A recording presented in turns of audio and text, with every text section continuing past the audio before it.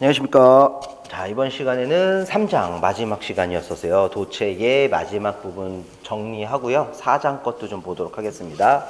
그래서 저희 3장 마지막 부분에 저장되는 에너지를 토대로 자, 요런 거 했었습니다. 줄퍼 세제곱미터다 라고 하면 최적당 에너지라는 뜻을 가지고 있는 단위가 되는데 요거를 에너지니까 W, 전개에서 만든 에너지라서 WE라고 일반적으로 써요. 물론 이 자는 생략이 가능하고요. 유도해 드렸었죠. 2배의 입실론 제로에다가 로우 S의 제곱.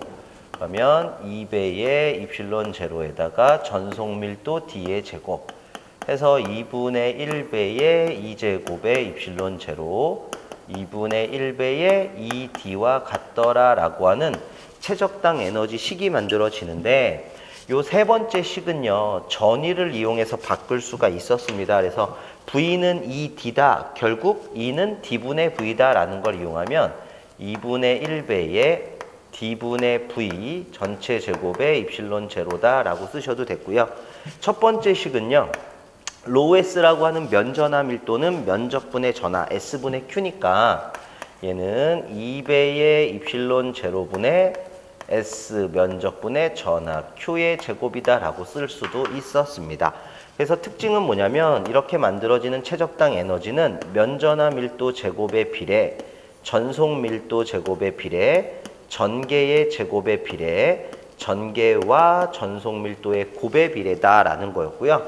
다행인 건 뭐였냐? 정전 흡입력이라고 했던 스몰 f 면적 S분의 힘 F라고 했었던 뉴턴 퍼 제곱미터라는 녀석하고 분모 분자에 미터라는 수치만 곱하면 뉴턴 미터 퍼 미터 세제곱으로 바뀌기 때문에 최적당 에너지라고 했었던 줄 퍼 세제곱미터의 단위가 동일했었습니다. 그러니까 정전 흡입력을 구하실 때도 공식은 같은 걸 쓸 수 있었던 거죠. 그렇게까지 하면 3장에 있는 공식들이 전부 다 끝이 나는 거였어요. 그래서 이제 4장으로 넘어가셨었는데 4장은요. 유전체라고 하는 녀석을 좀 공부하셨던 거고 이 유전체라는 걸 공부하실 때에는 비유전율이라는 입실론 S가 존재한다라는 게 특징이죠. 물론 아시다시피 입실론이라고 하는 유전율은 입실론 제로 곱하기 입실론 S가 되는 건데 이때 비유전율 입실론 S라는 녀석은 입실론 제로분의 입실론이라는 식을 쓸 거고요. 일반적으로는 1보다 다 크겠죠. 진공일 때만 1과 같은 거여서 비유전율이 1보다 작을 수는 없더라 라는 거였고 물질마다 비유전율 입실론 S의 크기가 달랐어요. 그런데 그걸 다 외울 수가 없으니까 답으로 나왔던 거 순서를 좀 기억해 주셔야 되죠. 운모, 물, 산화, 티탄, 티탄산 바륨이라고 했었던 거 얘네들을 기억해 주시면 문제 중에서 비유전율이 큰 게 뭐예요? 라고 하면 이들 중에 걸리더라 라고 했던 거 이 중에 순서는 티탄산 바륨이 가장 크고 운모가 가장 적더라 요 정도는 좀 외워 주셔야 되고요. 자 이제 4장 유전체에서는 예를 들면 쿨롱의 법칙에 의한 흡입력 힘 F라는 녀석의 식이요 4파이의 입실론 제로의 아래 제곱분의 Q1, Q2 단위는 뉴턴 이렇게 썼던 건데 공기중이 아닐 경우면 입실론 S라는 게 추가가 된다는 거죠. 뭐 예를 들어서 평행판 사이의 전개예요 라고 하면 입실론 제로분의 로우 S다 라는 식도 있었는데 여기에 입실론 S를 붙일 수 있다. 그냥 판만 나오면 200까지도 붙여도 된다. 전위를 구해라 라고 했었으면 구도체였을 때요. 4파이 입실론 제로 R분의 Q였는데 여기다가 입실론 S를 붙여도 되더라. 뭐 정전 용량 C를 평행판 콘덴서에서 구할까요? 라고 하면 D분의 입실론 제로 S였는데 공기중이 아니라면 입실론 S가 붙더라. 그래서 입실론 S가 붙는 것만 기억해 주시면 나머지 공식들은 앞에서 배운 거 그대로 써먹으실 수가 있었던 거예요. 그러면서 같이 배운 게 뭐냐면 전기 분극이라고 하는 거였죠. 그래서 분극 현상이 뭡니까? 라고 묻는다면 속박 전하의 변위 현상이다 라고 했었던 거. 그래서 교재에서 확인해 보시면 기억나시겠지만 시험 문제가 그나마 좀 많이 나오는 건요. 분극 중에서는 전자 분극, 단결적 물질, 다이아몬드 할 때, 그다음에 뭐 이온 분극, 또 뭐 배향 분극 이런 것들이 있었다는 걸 기억해 주시고, 분극에서도 공식이 몇 가지가 나오는데요.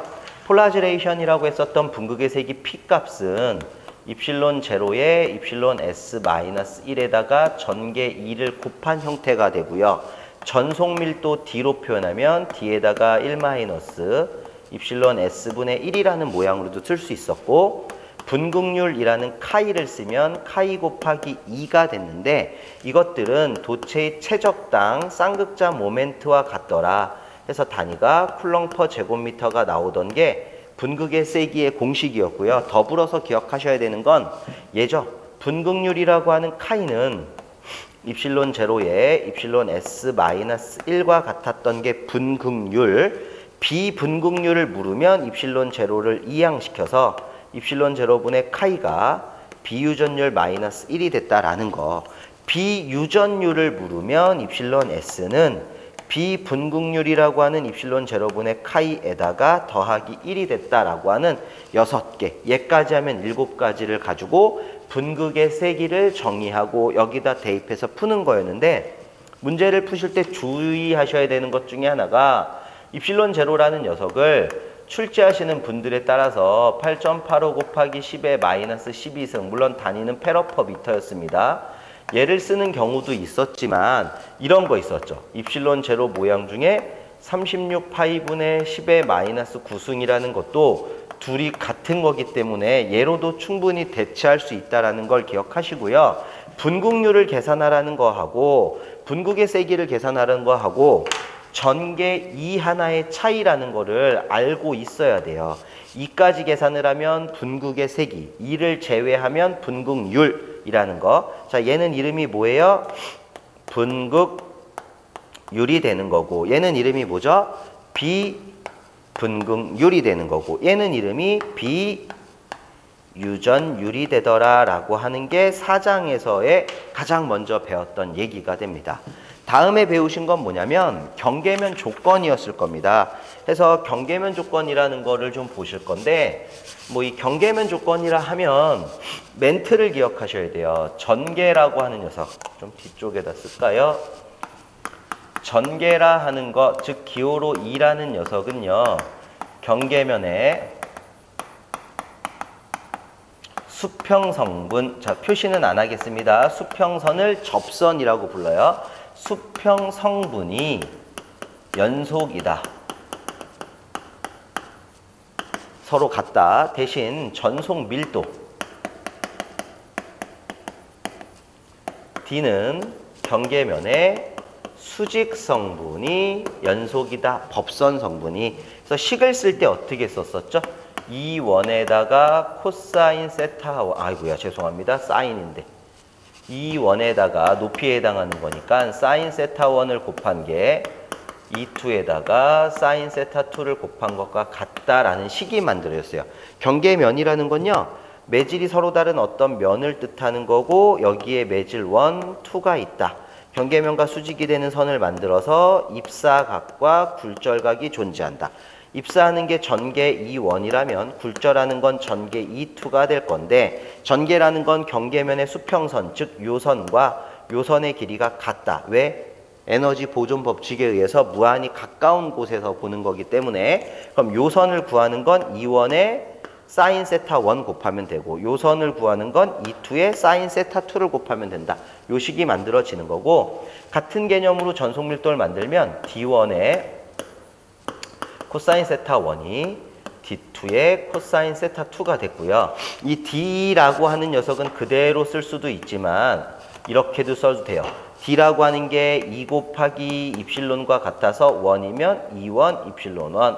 코사인 세타 1은 2,2의 입실론 2 코사인 세타 2가 된다라는 거. 그래서 얘네 두 개를 가지고 탄젠트식, 왜 코사인분의 사인이 탄젠트니까 탄젠트식으로 만들면요, 탄젠트 세타 2분의 탄젠트 세타 1이라는 식을 만들었을 때 매질 입실론 2분의 매질 입실론 1이라는 식이 된다라는 걸 이용하면 경계면 조건을 풀 수 있었고, 뒤쪽에 7장 정도로 넘어가시면요, 요런 거 나온다 그랬죠? 비례 관계하고 반비례 관계가 나오는데 얘만 기억하시면 돼요. 반비례 관계에 있는 거. 어제 수업할 때는 제가 30도, 60도들을 직접 집어넣어서 누가 더 큰지를 보여드렸거든요. 예를 들어서 세타1이 세타2보다 크다라고 하면 전개는 E2가 E1보다 크다라고 하는 반대 관계가 나온 거야. 그래서 전개만 반비례고 전속 밀도나 혹은 뭐 나머지 것들은 전부 다 무슨 관계로 보자? 비례 관계로 보자까지 아시면 경계면 조건을 푸는 거였고요. 자, 이 경계면 조건 푸실 때 좀 기억하셔야 되는 게 각도가 들어가기 때문에 삼각함수를 좀 알고 계셔야 돼요. 그래서 쌤, 우리가 알고 있었던 특수비가 30도일 때, 60도일 때, 45도일 때, 뭐 53도일 때, 37도일 때를 좀 기억하시고요. 45도일 때 특수비는 1대 1대 루트 2 쓰는 거, 53도하고 37도는 3대 4대 5, 6대 8대 10 쓰는 거였고, 30도하고 60도일 때는 1대 루트 3대 2라고 하는 특수비를 쓴다라는 거 좀 알고 계시고, 세타 값을 구하는 방법 중에 예를 들어서요, 이렇게 한번 할게요.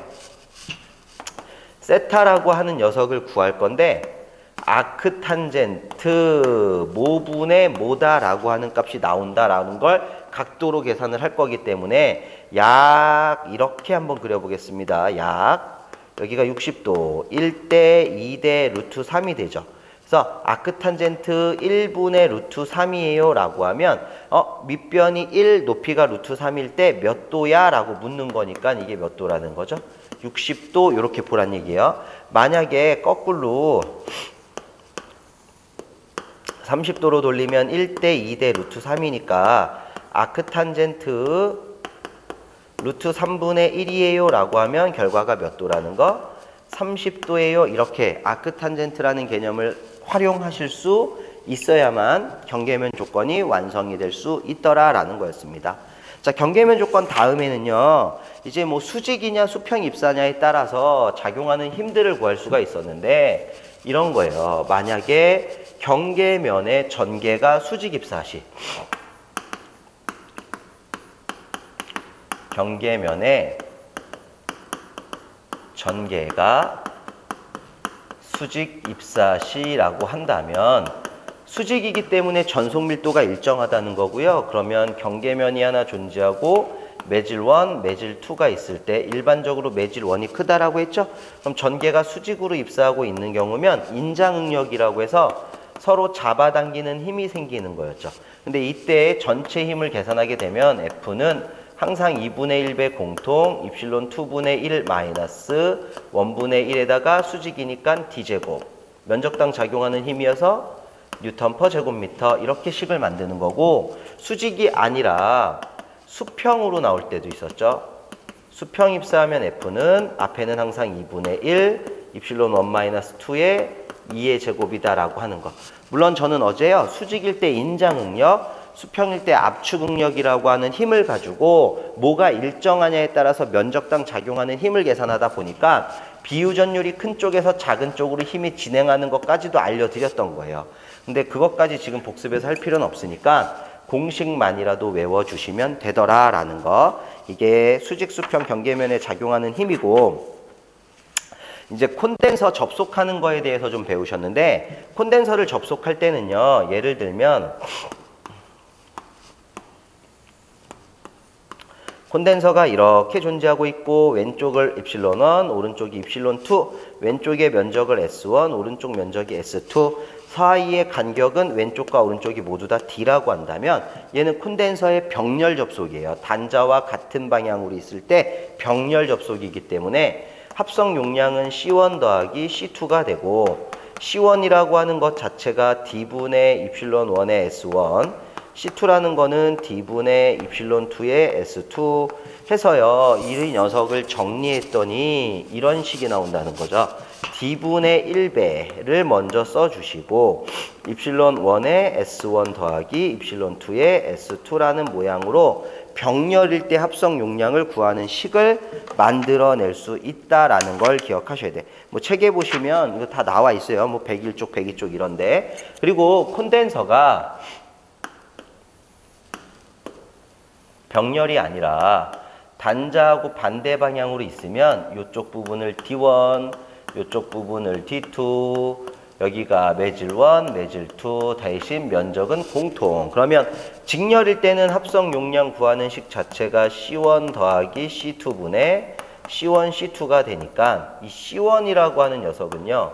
D1분의 입실론 1의 S, C2는 D2분의 입실론 2의 S. 동일하게 D1분의 입실론 1의 S 곱하기 D2분의 입실론 2의 S라고 쓰고 분모 분자의 D1, D2를 곱하는 거였어요. 그랬더니 이런 형태가 나왔습니다. D2를 썼을 때는 1이, D1을 썼을 때는 2가, 위에는 1, 2, S라고 하는 직렬일 때 합성 용량식이 나왔고요. 직렬일 때 하나 더 기억하셔야 되는 건 만약에 판의 간격을 D1, D2가 아니라 2분의 D라 하는 절반으로 주고요. 한쪽이 공기 콘덴서, 원래 전체가 공기였던 거예요. 거기에다가 비유전율이라는 걸 채웠을 경우를 생각을 하면 결국 이 식을 그대로 변형만 시켜주시면 된다는 거죠. 무슨 얘기냐면 D2라고 하는 것도 2분의 D가 될 거고요. 입실론 1이 제로. 그럼 2분의 D가 될 거고 입실론 제로의 S. 주의하셔야 돼요. 입실론 S는 단독으로 쓴다 못 쓴다? 절대로 못 써요. 입실론 제로에 입실론 제로에 입실론 S의 S. 2를 곱해요. 그럼 2를 곱하면 없어지고 2가 올라갈 거고 입실론 제로를 약분하겠습니다. 이렇게 쓰는 거죠. 그런 다음에 어제도 했지만 D분의 입실론 제로 S라고 하는 녀석으로 묶으면 여기다 써드릴게요. D분의 입실론 제로 S라는 걸로 묶으면 1 더하기 입실론 S분의 2배의 입실론 S가 되니까 이거는 결국 요만큼이 진공식 콘덴서 C0가 된다는 얘기죠. 그래서 식을 아예 이 부분을요. 곱하기 C0를 여기다가 써도 똑같다라는 거야. 근데 이 형태는 분모 분자를 입실론 S로 나눠도 되기 때문에 아이고야 죄송해요. 2라고 하는 거에다가 입실론 제로 약분시키고 C0 그대로 곱해서 입실론 제로분의 1 더하기 입실론 S를 나누는 거네요. 입실론 S분의 1 더하기 1이라는 모양으로도 만들 수 있더라. 그런데 이 모양도 입실론 S분의 1이라는 게 입실론분의 입실론 제로하고 똑같으니까 이렇게 쓰셔도 똑같더라. 그래서 이 세 가지가 공기 콘덴서 절반만큼 다른 매질을 채웠을 때의 공식이 된다라는 거예요. 그래서 복합 유전체를 가지고 직병렬 합성을 하는 녀석이 이거였고요. 저희가 어제 시간에 했던 공식은 이만큼이었던 거예요. 그래서 저희가 어제 4장까지 마무리를 졌기 때문에 어제도 말씀드렸지만 쌤들 우리 배웠던 2장, 3장, 4장 공식은 이제 곧 마무리 시켜 주셔야 돼요. 더 시간 끌지 마시고 다음 주 수요일인가 저희 수업인데 그 수업하시기 전까지는 최대한 외워두셔야 돼. 외워둬야만 5장과 6장에서 조금 한 템포 쉬었다가 7장부터 다시 또 시작할 거라는 거죠. 이걸 지금 못하면요. 또 계속 쌓여요. 7장까지 넘어간 공식이 또 많아. 물론 5장하고 6장이 쉬우냐? 아닙니다. 그때 결석하시면 안 돼요. 왜냐면 예전에는 패턴이 있었어요. 2, 3, 4, 7, 8이라고 하는 패턴이 있어서 여기만 죽어라 공부하면 꽈락이 넘고 적어도 10개까지는 어떻게 했었는데 이제는 아니에요. 부수적이었던 5장, 6장에서도 문제가 2개, 하나 막 이렇게 나온단 말이죠. 그러니까 그거를 버리지 않을 거라면 반드시 오셔서 수업을 참관하셔야 됩니다. 오늘은 여기까지 하고 쌤들은 또 외울 거라고 보겠습니다. 그럼 마치겠습니다. 수고하셨습니다.